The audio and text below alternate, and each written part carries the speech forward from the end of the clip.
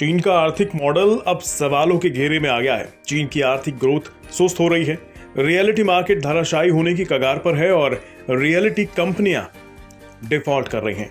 इतना ही नहीं, अब तो चीन का एक्सपोर्ट, जिसके बूते चीन पूरी दुनिया की जरूरत बना हुआ था, वो भी लड़खड़ाने लगा है। दूसरी ओर चीन की जगह तेजी से भारत ले रहा है। दुनिया के मंच पर भारत की तेजी से उभरती आर्थिक ताकत का डंका बज रहा है। अब global brokerage house Morgan Stanley की एक बड़ी रिपोर्ट आई है। मॉर्गन स्टैनली की रिपोर्ट में भारत के बढ़ते दबदबे और चीन के गर्त में जाने की बात की गई है। मॉर्गन स्टैनली ने अपनी हालिया रिपोर्ट में कहा है कि चीन ओवर इन्वेस्टेड है और इसकी अर्थव्यवस्था अब नीचे जा रही है।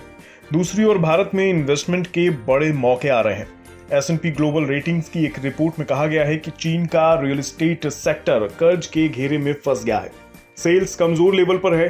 टॉप 100 डेवलपर्स की नए घरों की सेल्स जून और जुलाई में एक साल पहले के मुकाबले 1/3 घट गई है। मॉर्गन स्टैनली की रिपोर्ट में कहा गया है कि दूसरी तरफ भारत में रियल एस्टेट में नए साइकिल शुरू हो रहे हैं। Made in India, work from India का दौर आ रहा है और ग्लोबल कंपनियां अपने दफ्तर भारत में खोल रही हैं। कभी जो एक्सपोर्ट चीन की असल ताकत हुआ करता था, अब उस मोर्चे पर भी चीन डूबता नजर आ रहा है।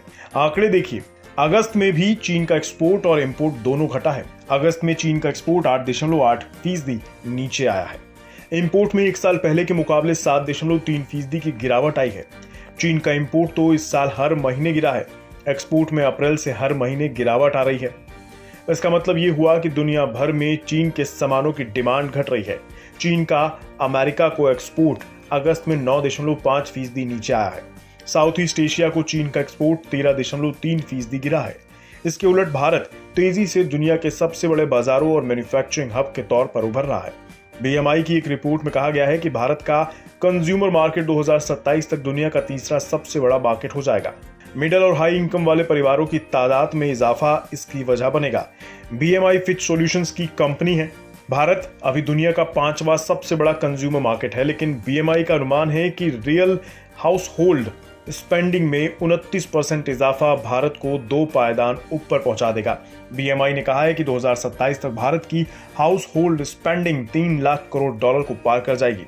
ऐसा इस वजह से होगा क्योंकि इस अवधि में परिवारों की डिस्पोजेबल इनकम 14.6% सालाना कंपाउंडेड दर से बढ़ेगी।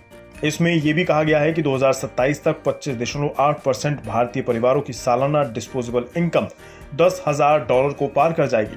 हाल ही में पहली तिमाही के ग्रोथ के आंकड़े भी इसी बात की ओर इशारा कर रहे हैं। मौजूदा फिजिकल की पहली तिमाही में भारत की ग्रोथ 7.8% रही है। ये ग्रोथ दुनिया की किसी भी बड़ी इकोनॉमी के मुकाबले तेज है। इन तमाम फैक्टर्स के चलते पूरी दुनिया भारत की ओर हसरत से देख रही है। चीन से मैन्युफैक्चरिंग कंपनियां भारत शिफ्ट हो रही हैं। सेमीकंडक्टर से लेकर मोबाइल और दूसरे प्रोडक्ट्स अब भारत में बन रहे हैं और दुनिया भर में एक्सपोर्ट हो रहे हैं। इसलिए चीन परेशान है और उसे समझ नहीं आ रहा है कि अपनी इकोनॉमी को कैसे खड़ा किया जाए। मॉर्गन स्टैनली की रिपोर्ट इसी बात की पुष्टि करती है।